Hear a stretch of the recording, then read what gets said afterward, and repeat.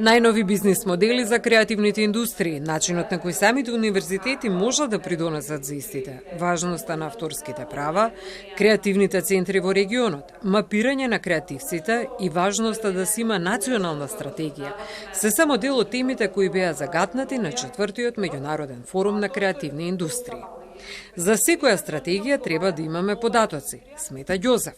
Мапирањето во креативните индустрии не е направено многу години, последниот пат со помош на Британскиот совет во 2012. Од тогаш до сега се имаат променето многу нешта, имавме неколку години корона. Меѓутоа, потребно е, мислам дека и самото министерство моментално размислува на таа тема.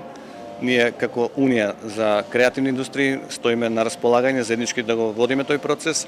The strategy is really important because at the end of the day it's a sector which is very creative, which can do lots of things, but can be fragile as well sometimes. Very often it's small companies and you need to sort of help them to grow as well. So you need to have this strategy that really understands what the sector is about, what are the strengths and weaknesses of the sector. Важно е да се има јасна слика кои се водечките сектори во самата креативна индустрија, на кои им е потребна поголема поддршка и каков вид на поддршка, вели Илиќ која предводи националната платформа Србија создава. Smo pre 7 godina prvo seli i izmapirali kreativne industrije jer su one ranije uvek bile nekako razbacane, raštrkane, nepovezane. Mi smo ih mapirali i onda smo ih praktično ekonomski izmerili.